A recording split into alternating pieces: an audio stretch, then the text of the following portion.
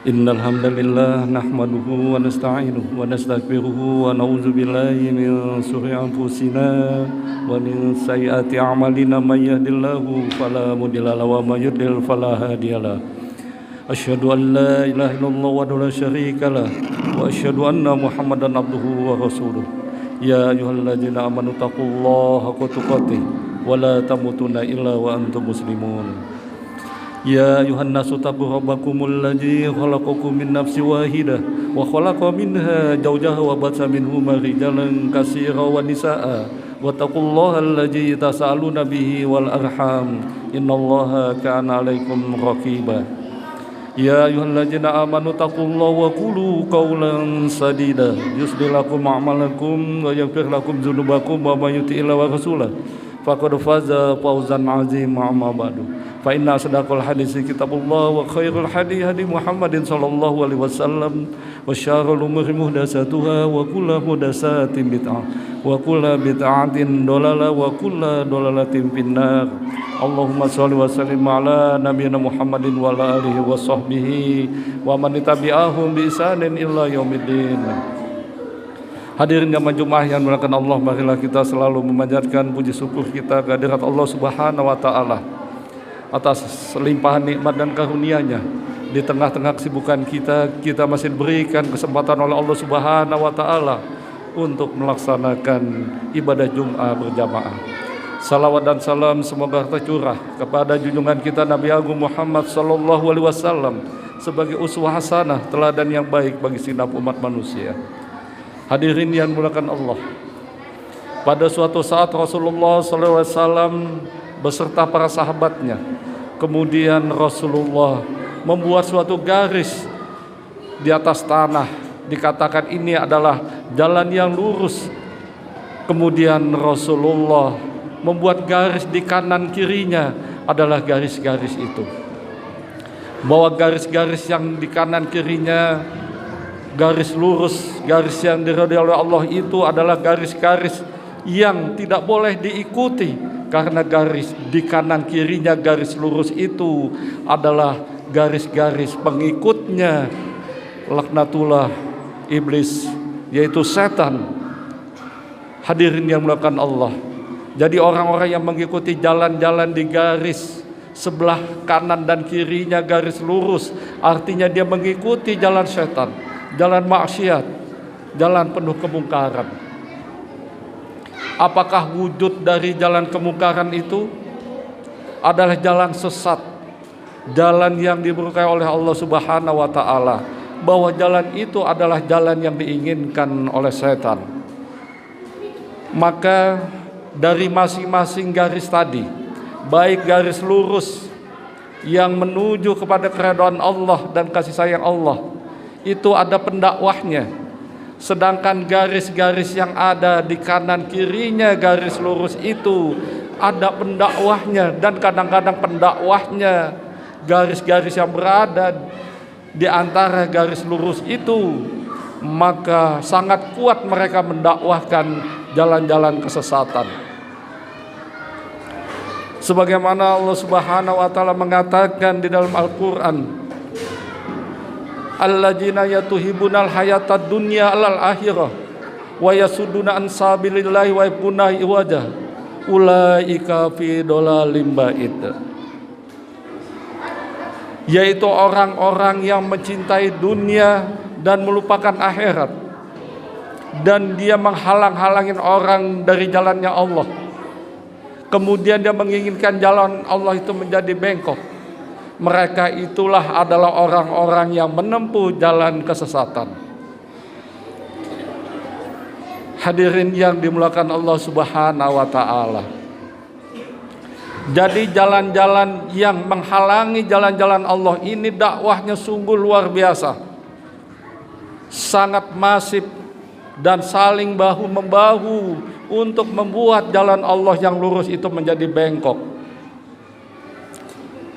Terus jalan yang diinginkan oleh para pengikut setan agar jalan yang lurus ini menjadi bengkok, sebagaimana digambarkan oleh Rasulullah sallallahu alaihi wasallam Sayati alaikum zaman, akan datang suatu zaman, la yabqalil qur'ani ila rasmuh wala minal islami ilasmuh,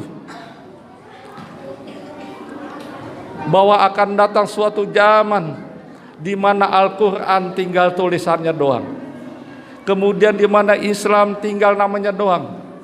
Yastasimuna bihim wahum amiratun harabum minal huda, masjid-masjid mereka ramai tapi sepi daripada petunjuk.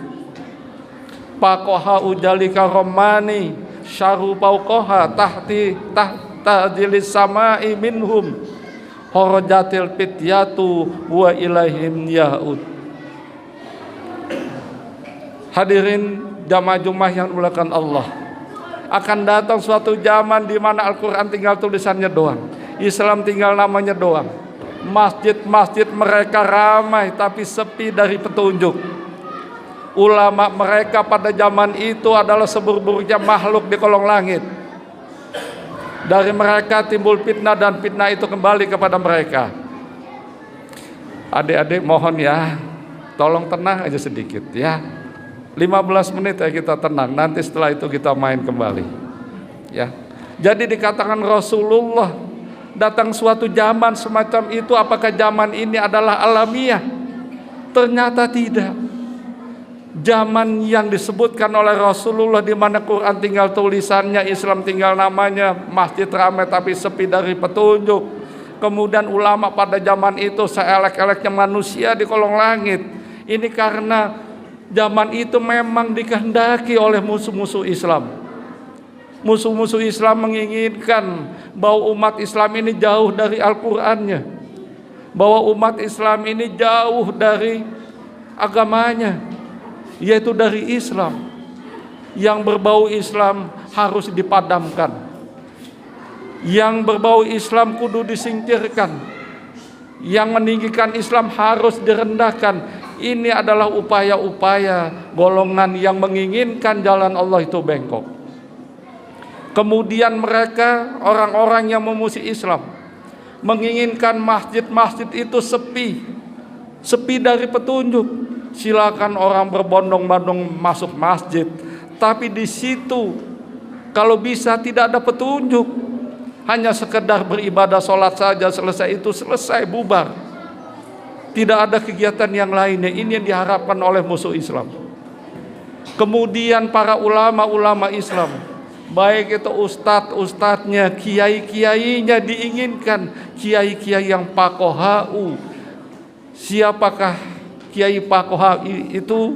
Adalah kiai yang mudah untuk dibeli keimanannya, mudah dibeli ketakwaannya, sehingga eksistensi dia sebagai ulama, eksistensi dia sebagai ustadz akan melenceng, akan jauh daripada Al-Quran dan Islam. Inilah yang dikehendaki oleh musuh-musuh Islam. Terus bagaimanakah kita sebagai umat Islam, sementara musuh Islam mendakwahkan agar Islam ini hancur, agar umat ini hancur, agar masjid ini kosong, agar ulama-ulamanya brengsek, ulama-ulamanya penyesat umat, maka tidak ada jalan lain kita sebagai umat Islam terus mendakwahkan Al-Quran, mendakwahkan Islam, mendakwahkan masjid, mendakwahkan bahwa ulama kita tidak mudah untuk dibeli oleh orang-orang yang kafir. Bagaimana caranya? Terutama kita kembali kepada Al-Quran. Bagaimana kita mencintai Al-Quran? Kita didik anak-anak kita didik umat ini untuk senantiasa membaca dan mempelajari Al-Quran, agar umat Islam selalu dekat dengan Al-Quran. Tidak hanya sekedar membaca, tidak hanya sekedar mentadaburi, tapi mengamalkan daripada isinya. Kemudian dia dakwahkan ke seluruh pelosok, ke seluruh lapisan masyarakat, agar umat Islam ini eksis terhadap Al-Qur'annya.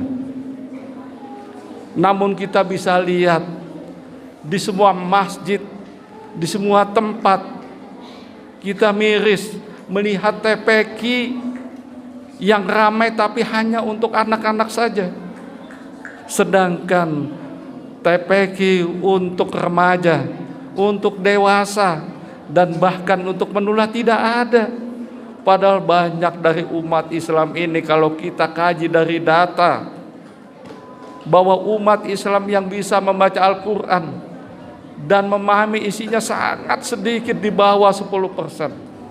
Bahkan dari survei di Jabotabek, anak-anak SMA kita sekitar 90% tidak bisa baca Al-Quran. Sedangkan di sekolah-sekolah kita banyak dari murid-muridnya tidak bisa baca Al-Quran. Kalau di sekolah umum mungkin kita bisa memakluminya, tapi ini sekolah di bawah yayasan Islam, dikelola oleh umat Islam, sampai satu kelas tidak ada yang bisa baca Al-Quran. Ini adalah sangat miris sekali. Kalau kita lihat jamaah-jamaah masjid, begitu diadakan tadarus Al-Quran, masjid yang tadinya ramai mendadak jadi sepi. Tinggal beberapa gelintir orang karena mereka malu tidak bisa baca Al-Quran. Mereka malu karena baca Al-Qurannya terbata-bata. Sebetulnya bukan itu. Islam mengajarkan siapapun harus belajar Al-Quran dan membaca Al-Quran. Dikatakan oleh Rasulullah SAW, Al-mahiru iqratil Quran ma'asaparatil kiramim baroroh. Siapa yang mahir membaca Al-Quran, Allah akan tempatkan mereka kepada makhluknya yang paling mulia di yaumil akhir nanti. Alladzina yaqra'ul Qur'ana wa yatatatta'u fihi wa huwa fihi syakun alaihi ajrani. Barang siapa yang membaca Al-Quran dengan terbata-bata, tidak lancar, geratal-geratul, Allah memberikan lahu ajroni, 2 pahala. Ini sebagai kebaikan Allah Subhanahu wa ta'ala bagi hambanya yang mau mempelajari Al-Quran. Bonus bagi orang yang membaca Quran, geratul-geratul, 2 pahala. 1 pahala diberikan keluarnya huruf dari mulutnya. Kemudian yang kedua, Allah memberikan pahalanya kemauannya dengan kuat untuk membaca Al-Quran itu. 2 pahala itulah yang harus. Tapi kenyataannya umat ini jauh dari Al-Quran. Kalau semakin jauh maka zaman itu akan cepat datang. Hadirin jamaah yang dimuliakan Allah Subhanahu wa ta'ala, Rasulullah mengatakan khairukum man ta'allamal Qur'ana wa 'allamahu. Siapa orang yang belajar Al-Quran dan mengajarkannya kepada orang lain, dia adalah sebaik-baiknya manusia. Manusia yang baik, manusia yang mau membaca Al-Quran, belajar Al-Quran dan mengajarkannya kepada orang lain. Ini adalah orang-orang yang mampu pada akhirnya nanti membendung zaman yang dikhawatirkan kita sebagai umat Islam dan juga dikhawatirkan oleh Rasulullah Sallallahu Alaihi Wasallam. Aqulu qouli hadza wa astaghfirullahaladzim li wa lakum wa lisairil muslimina wal muslimat min kulli dhanbin fastaghfiruhu innahu huwal ghafurur rahim.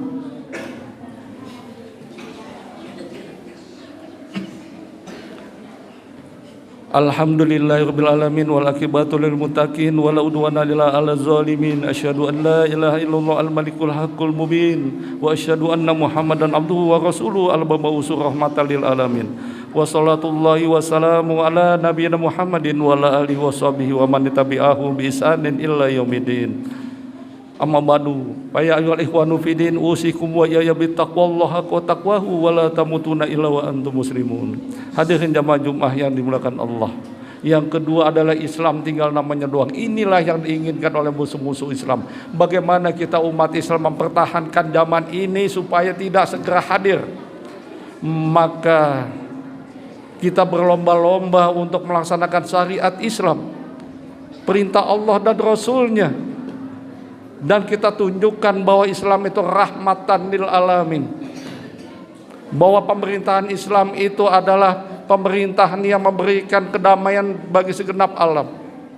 Bisa kita lihat zaman Rasulullah memerintah, hanya cuma 3 poin yang diinginkan. 1, pemerintahan Islam itu menjamin keselamatan seluruh penduduknya. 2, pemerintah menjamin harta benda yang dimiliki penduduknya. Yang 3, pemerintah Islam menjamin usaha bagi penduduknya. Dan yang 4, ada bela negara bareng jika diserang musuh. Kalau kita lihat bagaimana pemerintahan yang kita lihat sekarang ini, kepemilikan dari warganya mudah dirampas, hak-hak rakyat mudah digusur, jaminan keamanan susah didapat.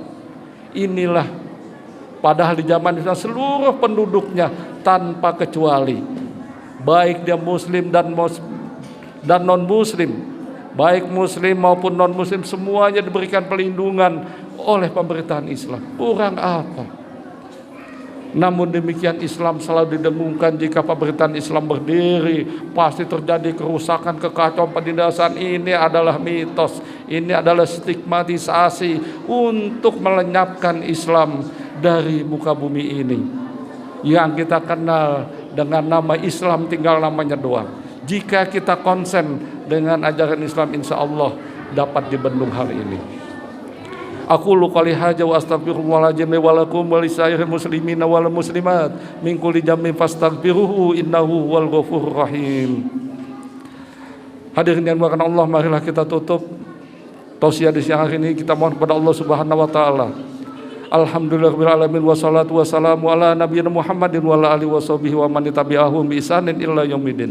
Allahumma fir lil muslimina wal muslimat wal mu'minina wal mu'minat al ahya'i minhum wal amwat. Rabbana fir lana wal ikhwanina alladzina sabaquna bil iman wa la taj'al fi qulubina ghillan lil ladzina amanu rabbana innaka ghafurur rahim. Allahumma inna nas'aluka hubbaka wa hubba ma yuhibbuka wa hubba ma la yuhibbuna illa hubbik. Allahumma asin akibatana fil umri kulliha wa ajirna min dunya wa ajabil akhirah. Rabbana atina min ladunka rahmah wa ilana min amrina rasada. Rabbana atina fid dunya hasanah wa fil akhirati hasanah wa qina azabannar. Subhana rabbika rabbil izzati amma yasifun wa salamun alal mursalin walhamdulillahi rabbil alamin wa la akbar.